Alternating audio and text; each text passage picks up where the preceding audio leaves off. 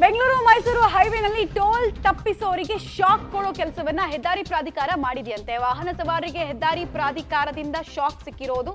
ಹೆದ್ದಾರಿಯಿಂದ service ರಸ್ತೆಗೆ ಸಂಪರ್ಕವನ್ನು cut ಮಾಡಲಾಗಿದೆ.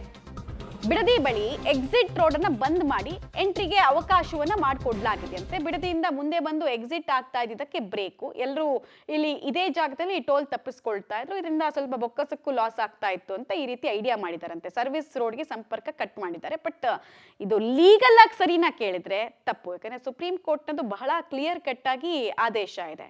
ಟೋಲ್ ಅನ್ನೋದು ಜನರಿಗೆ ಆಯ್ಕೆ ಆಗಿರಬೇಕು, ಅನಿವಾರ್ಯ ಆಗಿರಬಾರ್ದು. ಮತ್ತೆ ಸರ್ವಿಸ್ ರೋಡು ಜನರಿಗೆ ಆಪ್ಷನ್ ಅವೈಲೇಬಲ್ ಇರಬೇಕು. ಅದನ್ನೆಲ್ಲ ಕಟ್ ಮಾಡೋದಕ್ಕೆ ಬರೋದಿಲ್ಲ ಅಂತ ಸುಪ್ರೀಂ ಕೋರ್ಟ್ ಗೈಡ್ಲೈನ್ಸ್ ಇದೆ. ಅದನ್ನು ಇವರು ಕ್ರಾಸ್ ಓವರ್ ಮಾಡ್ತಾರೆ ಅಂದ್ರೆ ಇದು ಕಾನೂನು ಹೋರಾಟಕ್ಕೆ ಒಂದು ಮುನ್ನುಡಿಯನ್ನಂತೂ ಬರೆಯುತ್ತೆ. ಇಲ್ಲಿ ಓಡಾಡೋರಿಗೆ ಸಮಸ್ಯೆ ಆಗೈತೆ. ಅದೆಲ್ಲೋ ಬಿಡದಿಯಿಂದ ಅವ್ರು ಬೋಲ್ಡ್ ಹಾಕಿರೋದೆಲ್ಲೂ ಕಾಣಿಸ್ತಾ ಇಲ್ಲ ನಮಗೆ. ಇಲ್ಲಿ ಮಾಮೂಲಿ ನಾವು ಬರ್ತಿದ್ವಲ್ಲ, ಇಲ್ಲಿ ಲೆಫ್ಟ್ ಮಾಮೂಲಿ ತಗೊಳಮ್ಮ ಅಂತ ಬಂದ್ರೆ ಇಲ್ಲಿ ನೋಡ್ರಿ ಕ್ಲೋಸ್ ಮಾಡಿಕ್ಕವ್ರೆ. ನೀವೆಲ್ಲಿ ಹೋಗ್ತಾ ಇದ್ದೀರಿ? ಇಲ್ಲಿ ಈಗ ಮಾಮೂಲಿ ಬೆಂಗಳೂರಿಗೆ ಹೋಗ್ಬೇಕು ನಾವು. ಮಾಮೂಲಿ ಇಲ್ಲಿ ಬಂದು ನಾವು ಎಕ್ಸಿಟ್ ಮಾಡ್ಕೊಂಡು ಹೋಗ್ತಿದ್ದೆ. ಈಗ 220 ರೂಪಾಯಿ ನಾವು ಟೋಲು. ಒಂದು ಸೈಡ್ಗೆ 220 ರೂಪಾಯಿ ಸಿಂಗಲ್ ಕಟ್ಬಿಟ್ರೆ ನಾವೆಲ್ಲ ಹೋಗೋದೇಳೆ. ಮಾಮೂಲಿ ನಾವು ನಾರ್ಮಲ್ ಬಂದಾಗೆಲ್ಲ ಇಲ್ಲೇ ಎಕ್ಸಿಟ್ ತಗೊಂಡು ಮಾಮೂಲಿ ಹೋಗ್ತಿದ್ವಿ. ಈಗ ಟೋಲ್ ಕಟ್ಸೋರು ಅವ್ರು ಹೇಳ್ಬೇಕಲ್ವಾ, ಟೋಲ್ ಕಟ್ಸಿರು ಅಂತ ಅಂದ್ಬಿಟ್ಟು ಅಲ್ಲೆಲ್ಲಾರ ಬೋಲ್ಡ್ ಹಾಕ್ಬೇಕು ತಾನೆ. ಟೋಲ್ ಅವ್ರು ಕಟ್ಟಿಸ್ಕೊಳ್ಳಿ, ಬೇಡ ಅಂತಲ್ಲ, ಹೋಗೋ ಗಾಡಿಗಳು ಕಟ್ಟಿಸ್ಕೊಳ್ಳಿ.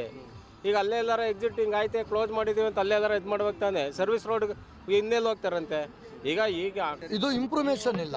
ಇಲ್ಲಿಂದ ಬಂದು ಇಲ್ಲಿ ಮುಂದಗಡೆ ಲೆಫ್ಟ್ ಎಕ್ಸಿಟ್ ಇತ್ತು, ಇದು ಏಕಾಏಕಿ ಕ್ಲೋಸ್ ಮಾಡಿದ್ದಾರೆ. ಇದು ಇಂಪ್ರೂವ್ಮೇಷನ್ ಏನು ಕೊಟ್ಟಿಲ್ಲ, ಒಂದು ಬೋರ್ಡ್ ಹಾಕಿಲ್ಲ ಹಿಂದೆಗಡೆ ಎಕ್ಸಿಟ್ ಅಲ್ಲಿ. ಭಾರಿ ಸಮಸ್ಯೆ ಆಗ್ತಾ ಐತೆ ಇಲ್ಲಿ. ಸರ್ ನಾವೀಗ ರಾಮನಗರದಿಂದ ಬೆಂಗಳೂರಿಗೆ ಹೋಗ್ತಾ ಇದೀವಿ, ಕೆಂಗೇರಿಗೆ. ಅಂದ್ರೆ ಇಲ್ಲಿ ಎಕ್ಸಿಟ್ ಇರ್ತಲ್ಲ, ಇಲ್ಲಿ ಬರ್ತಾ ಇತ್ತು. ಇದೇನು ಇವರು ಇಂಪ್ರೂವ್ಮೇಷನ್ ಕೊಟ್ಟಿಲ್ಲ, ಒಂದು ಬೋರ್ಡ್ ಹಾಕಿಲ್ಲ, ಹಂಗಾಗಿ ಸಮಸ್ಯೆ ಆಗಿದೆ. ಕುಂಬ್ಳಗೋಡಿಲ್ಲ ಸರ್, ಲೋಕಲ್ ಕೆಂಗೇರಿಯಿಂದ ವಾಪಸ್ ಬರ್ಬೇಕು.